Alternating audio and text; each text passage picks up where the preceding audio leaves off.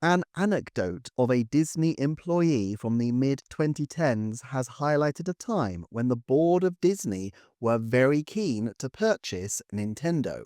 With the prospect of a mouse owned Nintendo occasionally being raised as a possibility, let's explore the one time we're aware of that it was even a flicker on the eyelids in the House of Mouse, why Nintendo remains highly unlikely to ever partner with Disney, and what the broader considerations are for these two corporate giants. So let's wind back the clock a few years to start.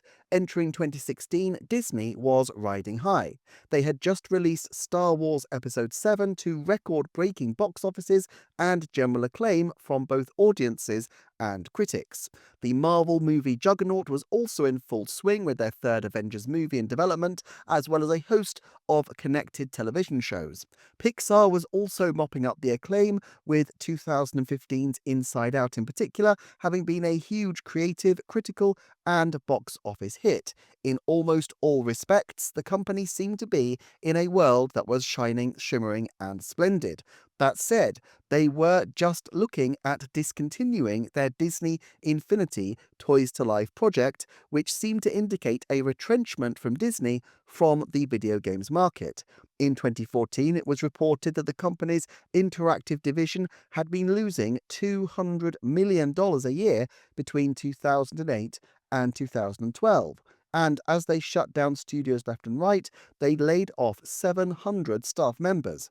If they wanted to do something big in video games, they would need another partner. Meanwhile, across the Pacific from Disney's Magic Kingdom, we have Nintendo. Entering 2016, Nintendo was not riding high. Their market capitalization was up from the absolute doldrums of 2015, but in January 2016, their market capitalization was only 14 billion US dollars. The company still had the 3DS doing relatively well and had even launched the new 3DS XL the previous year with games like Zelda Majora's Mask 3D, Xenoblade Chronicles 3D, and Animal Crossing Happy Home Designer doing decently well, while the Wii U continued to twitch like a corpse on the slab, with the genius of Splatoon and Mario Maker only hinting that Nintendo's reserves of creativity were not exhausted yet. Now, Robert Carter is a former Disney employee and so-called Imagineer who worked for the Disney company in the mid-2010s and had the chance to see some of Disney's senior executives up close, although he has now moved into video games. He commented on the Side Scrollers podcast during an interview and said, "In 2016, when Disney was still going really hot, there was even talks of buying Nintendo internally." As he said, longtime Disney CEO Bob Iger's MO has always been buy, buy, buy. And with the huge success from Disney's corporate perspective of the purchases of Pixar, Marvel, and LucasArts, perhaps it is not surprising that the House of Mouse would want to get a tradesman in to see its pipe work. And how did this all end up? Well, I think you know the answer to that, but Carter says Nintendo was not interested in the slightest, in case you're curious. After all, this was the company that literally laughed in the faces of Microsoft when the American tech giant inquired about a purchase arrangement in the early 2000s. Besides, culturally, the Japanese are resistant to selling to companies with whom they have no prior relationship, let alone a foreign multinational empire like Disney. The deal was always going to be a complete non-starter. But since then, the game has moved on somewhat. 2016 was the year of Pokemon Go, which rocketed Nintendo to a much healthier footing, even before 2017 gave us the Nintendo Switch, Breath of the Wild, and Super Mario Odyssey, among others, showing that the old magic was indeed still there. And by magic, I, of course, mean vast earning potential, with Nintendo's market capitalization by late November 2017 hitting a far more festive 42.8 billion US dollars, pretty much exactly triple where they were 3 years prior. Disney in the same period, while still a far more vast company, stayed relatively static in this period, their bull run from the start of their Marvel film exploits having pretty much petered out. Even if Nintendo were receptive to the offer, a Nintendo purchase would have become hugely expensive, although still not completely out of the reach of Disney's voracious appetites. Recall that they scooped up 20th Century Fox in a deal worth $71.3 billion in 2019.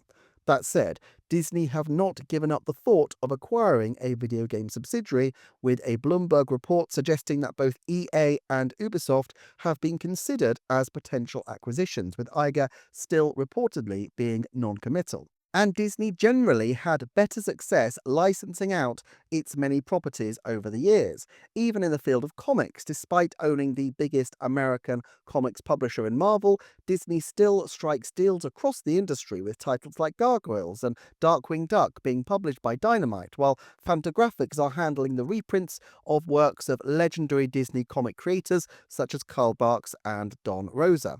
And that's because these licensing arrangements are often beneficial to the company, maintaining Marvel's creative independence and allowing a free market for interested parties to pitch the use of their many and varied properties. While it seems likely in the medium term that Disney will make an investment in the video game space, it remains, after all, one of the few major entertainment spheres where they don't really have a foothold. It seems probable that even if they owned Ubisoft and EA both, Disney would still take the same approach to video games, selecting partners on a case-by-case basis for their particular projects. As for Nintendo, they remain resistant to any kind of takeover, as you would expect. Foreign takeovers of Japanese companies are not without precedent. In fact, with the weaker yen in 2024 making Japanese companies seemingly undervalued in terms of market capitalization, the Japan Times reported that an increasing number of foreign bids were undertaken. As the 2024 article states, according to Record Data, a mergers and acquisitions research company, in the 20 years to 2023, the number of inbound deals in which overseas companies acquired Japanese businesses totaled 4,226, less than half of the 10,535 outbound deals. In terms of value, outbound deals totaled about 136 trillion yen compared to around 42 trillion in inbound deals. But this year, inbound deals have picked up pace. The total number of cases from January to August 2024 was 211, up more than 10% from the same period last year, with the total value standing at about 2.4 trillion yen, up about 3.7 times from the year before. However, recent Japanese legislative changes have made it slightly harder to shoot down serious proposals.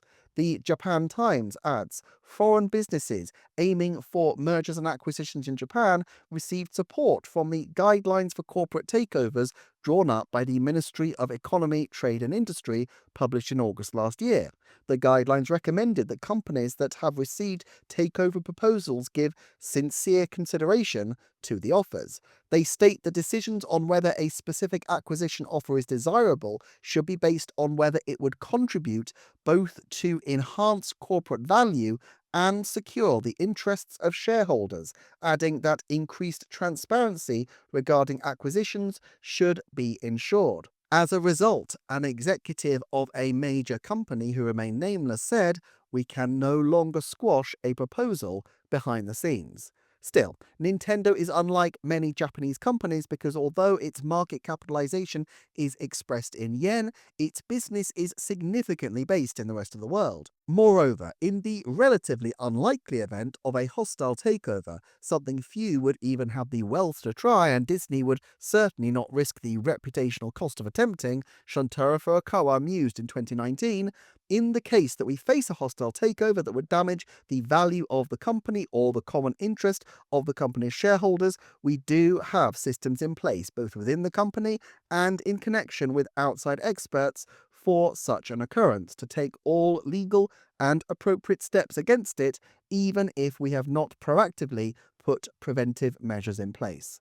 So, as it stands, Disney wouldn't have the interest, the means, or even the ability to acquire Nintendo, and such a deal was instantly snuffed out even at Nintendo's lowest ebb of recent times, and that's probably something that we can be grateful about. Of course, another company that Nintendo has often been observed, including even by Satoru Iwata himself, as having similarities with is Apple, and this video on the screen right now deep dives the overlap between those two companies.